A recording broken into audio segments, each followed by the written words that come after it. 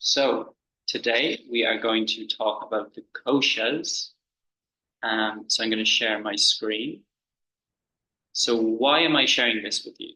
So the reason I'm sharing this with you is because it can help you to get an understanding of who you truly are beyond the form of your body, this vessel. And this diagram I feel is really, really helpful. It's the yogis, with all their discoveries, discovered this. And it's just a really helpful diagram just to help us realize who we truly are. And, I've mentioned before, we're a spiritual being having a human experience. We're multi-dimensional beings. So it's just about, this is like a visual representation of that. So I'm going to share now. Okay. So this is the diagram of the koshas. And the reason I love this diagram so much is because it gives us both the Sanskrit name of the kosha and the English translation.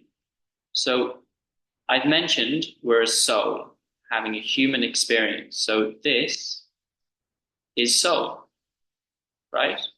And this is our human experience, all these different layers. So what does kosha mean? Kosha means sheath. And you'll see here, we have each of these is called like the Annamaya kosha, the Pranamaya kosha, the Manomaya kosha. So kosha means sheath, which is also like a layer, right? Which essentially is I don't like the word blocking, but that's the only word that comes to me. But it's blocks. Essentially, it's a layer over the light that we are. So we're just going to go with blocks for now. Someone else might think of a better word.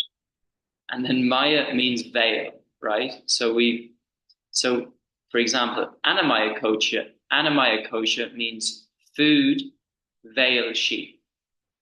So this is the physical body, as you can see here, right? And down below here. We got the physical body. This is what most of us identify with, right? This is my vessel, right? And this is the most dense part of our existence. So it's the bit that most people identify with, right? It's like, oh, what I look like, okay?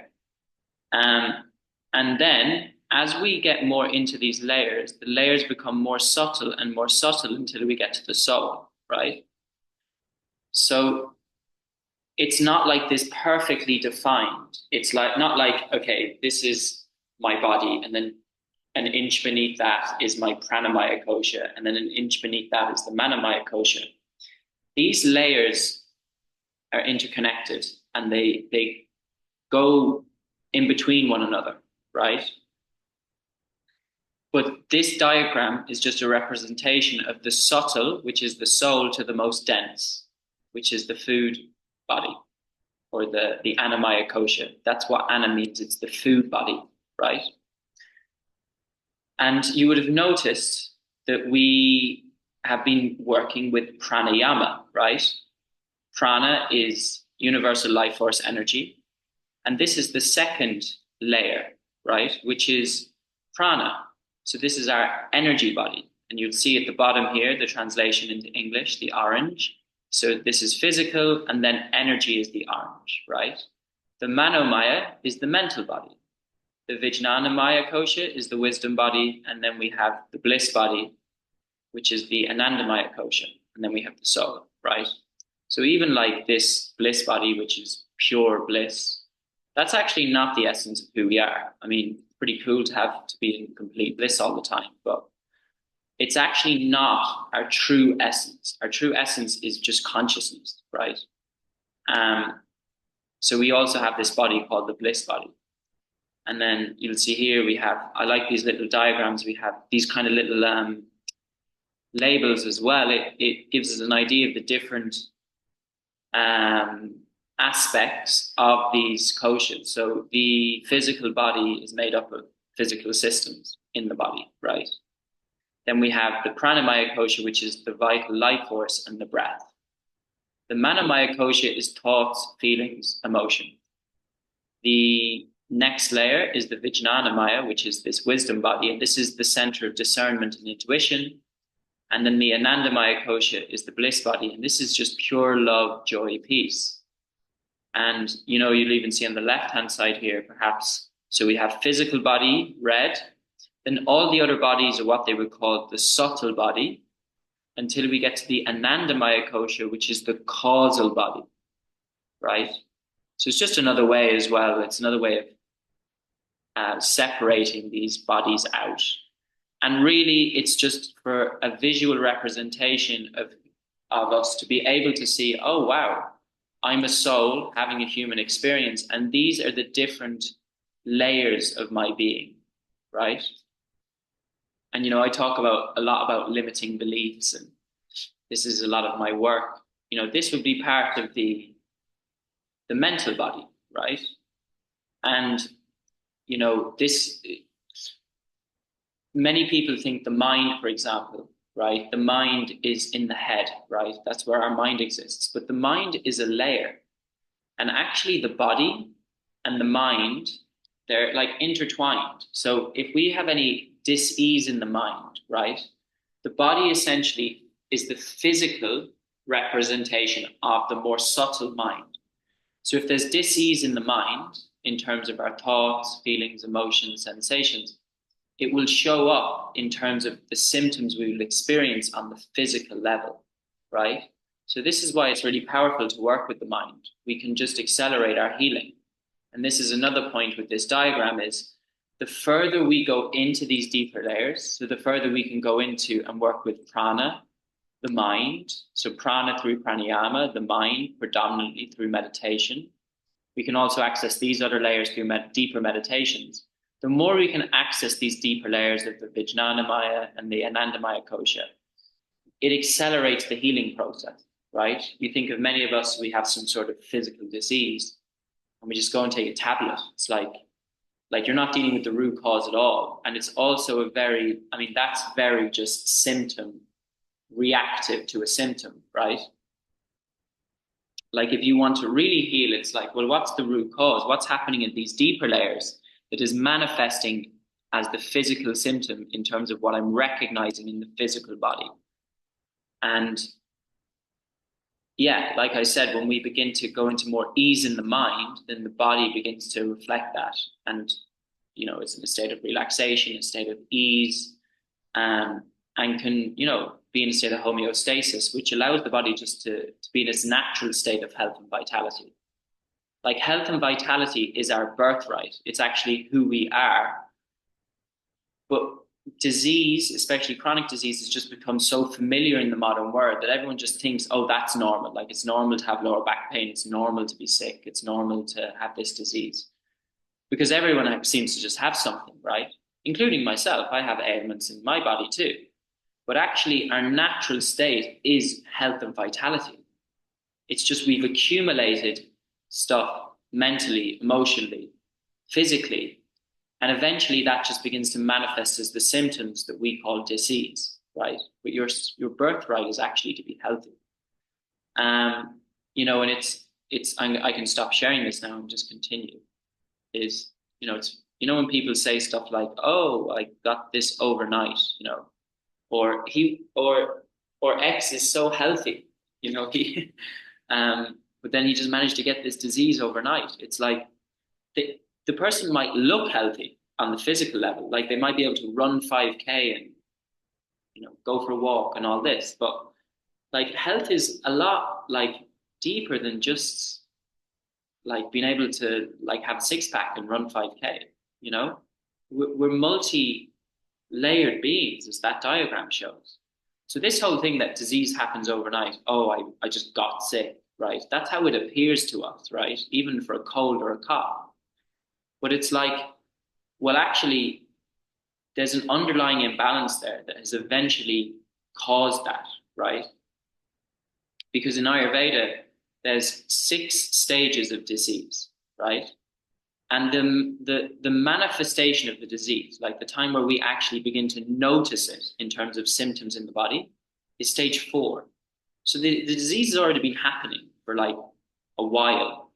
before we begin to recognize it on the physical level. Now, because we're not really in tune with our bodies due to our conditioning, like in an ideal world, which we don't live in, we would be so connected to our bodies that we would notice the subtle imbalances. We'd be like, okay, this isn't yet a disease yet, but I'm so tuned in that I can just sense an imbalance occurring, right? I'm working too much. I'm stressed. I'm not eating well. I'm not sleeping well. I'm not doing all these things. Well, if I keep living this way, ultimately I'm going to get sick, right?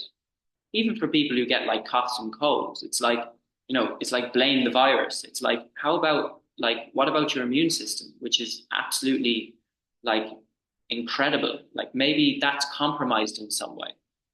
And maybe if I did sleep and did eat well and did have more time in nature, then my immune system wouldn't be compromised. So then when I'm naturally going to be exposed to viruses and all these different things in the external world, that's just part of life, right? They exist, bacteria and viruses. But maybe when I'm exposed to them, this body, which is an incredible piece of equipment and technology, can just do its natural thing and fight it. So even when we get a cough or cold, it's really an opportunity for us to upgrade, right?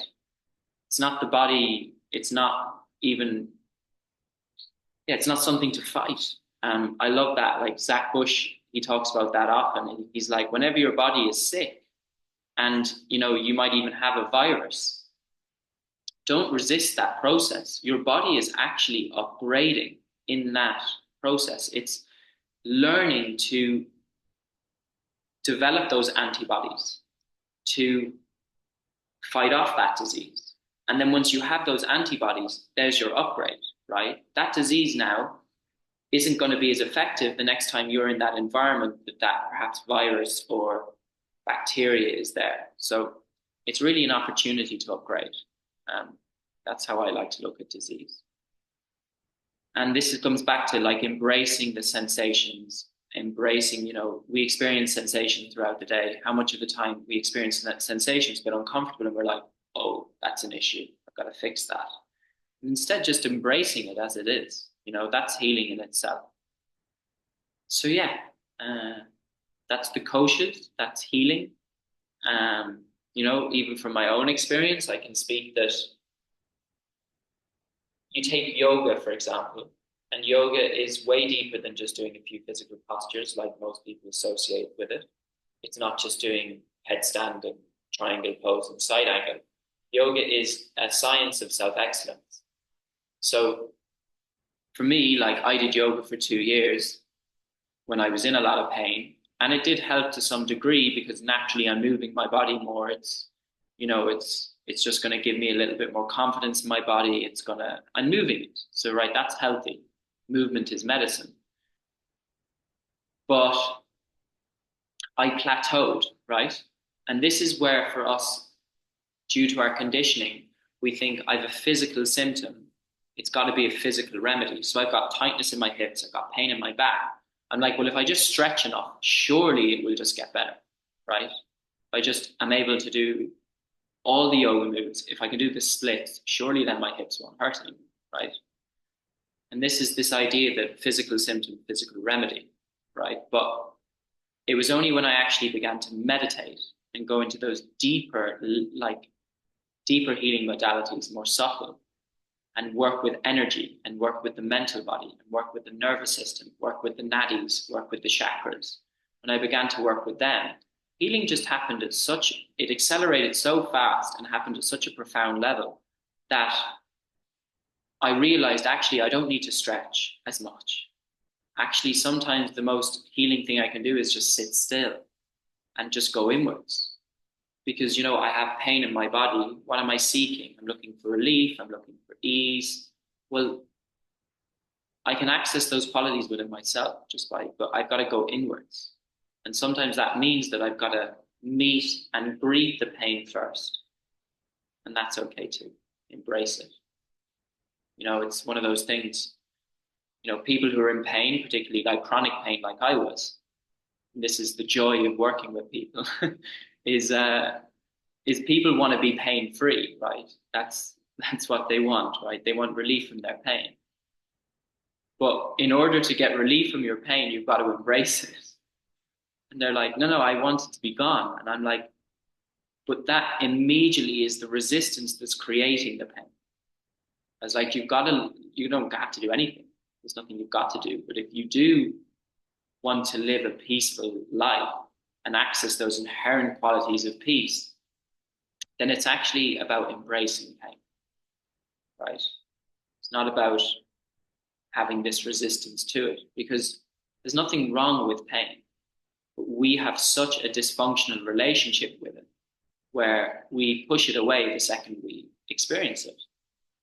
But if actually we could just, really just cultivate that love and embrace for pain, then yeah, we would be free.